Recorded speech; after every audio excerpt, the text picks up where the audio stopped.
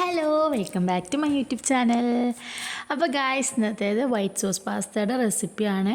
Easy ആയിട്ട് നല്ല creamy ആയിട്ടുള്ള നല്ല അടിപൊളി ടേസ്റ്റുള്ള പാസ്ത അങ്ങനെ ഉണ്ടാക്കാൻ നോക്കാം.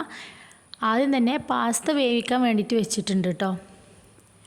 വെന്ത് വരുന്ന ടൈം കൊണ്ട് തന്നെ നമ്മുടെ പാന് ചൂടാക്കിയതിന് ശേഷം ആവശ്യത്തിനുള്ള ബട്ടർ ആഡ് ചെയ്യുക. ചോപ്പ് ചെയ്തിട്ടുള്ള ഗാർലിക് ആഡ് ചെയ്ത് കൊടുക്കുക. എന്നിട്ട് നല്ല രീതിക്ക് മിക്സ് ആക്കുക. പിന്നെ കുറച്ച് മൈദ ആഡ് ചെയ്യുക. എന്നിട്ട് നല്ല രീതിക്ക് മിക്സ് ആക്കിയതിന് ശേഷം മിൽക്ക് ആഡ് ചെയ്ത് കൊടുക്കുക കേട്ടോ. ഈ ടൈമിൽ മൈദ ജസ്റ്റ് കട്ട കെട്ടിയിട്ടുണ്ടാവും, പക്ഷെ അത് കുഴപ്പമില്ല കേട്ടോ. മിൽക്ക് ബോയിലാവുന്ന ടൈമിൽ അതൊക്കെ മെൽറ്റാവും. എന്നിട്ട് നല്ല രീതിക്ക് മിക്സ് ആക്കി കൊടുക്കുക. ഈ ടൈമിൽ നമ്മൾ ആവശ്യത്തിന് സോൾട്ട് ആഡ് ചെയ്യുക. പിന്നെ ചില്ലി ഫ്ലേക്സ് ആഡ് ചെയ്യണം. അതുപോലെ തന്നെ ഒറിഗാനോ ആഡ് ചെയ്യണം കേട്ടോ. വേണമെങ്കിൽ പെപ്പർ പൗഡർ ആഡ് ചെയ്യാം കേട്ടോ.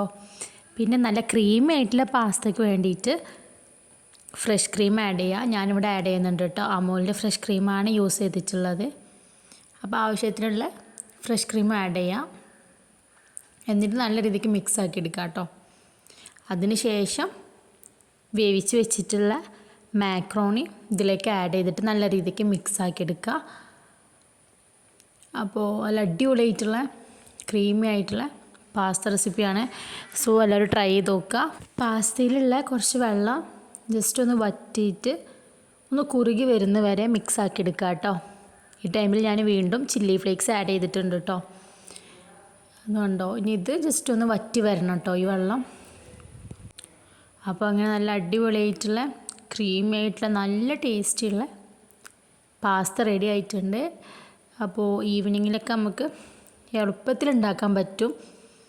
സോ എല്ലാവരും ട്രൈ ചെയ്ത് നോക്കുക. അപ്പോൾ ഇത്രയുള്ള വീഡിയോ ഇഷ്ടപ്പെട്ട് ലൈക്ക് ചെയ്യുക, ഷെയർ ചെയ്യുക, സബ്സ്ക്രൈബ് ചെയ്യുക, കമൻറ്റ് ചെയ്യുക. ബൈ.